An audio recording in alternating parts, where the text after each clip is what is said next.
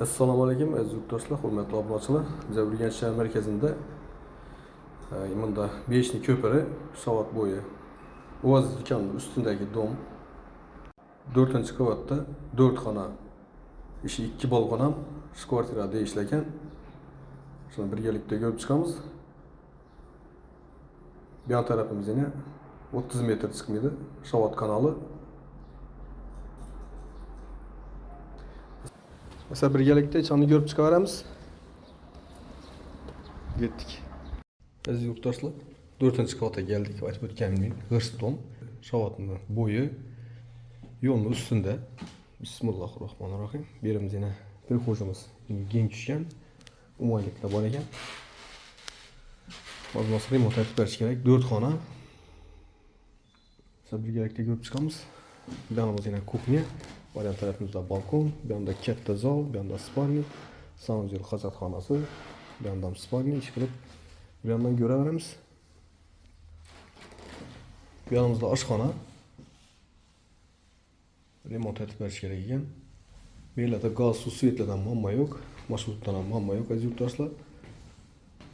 Bu yonimizda 2 metr, 6 metrlik veranda, oryan tarafdan yana plus balkon bor.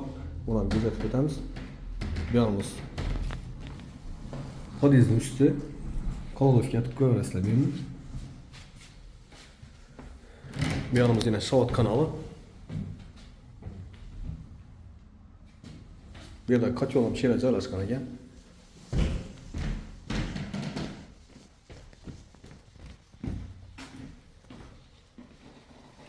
Bu yerimizda yana spalni.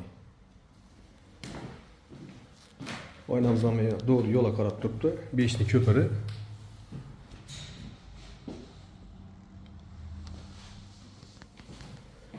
Kelish tombu, oyoq temiz, pol ekan 100%. Bu yanımızda yana bir spalni.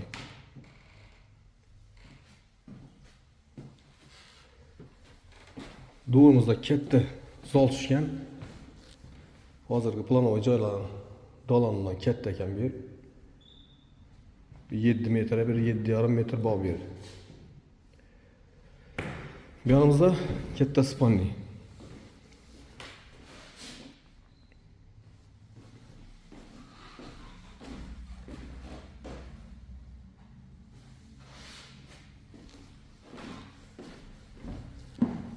Zalimizda yana bir yan tarafımızda doполнительный balkon var ekan. Veranda. Yankı görgen balkonlarınız etdiğini, bu etdiğini. Bu yanımızda yana 6 metrelik şimdi verandası var ekan. Birimiz yana doğru sağda qarab turibdi qaraba.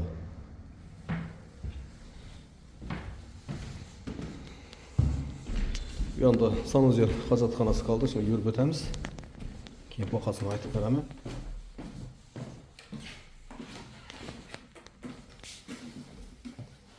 Bu yerimiz hojatxona. Bu yerimiz vanna joyi. Horiston qo'yilgan ekan.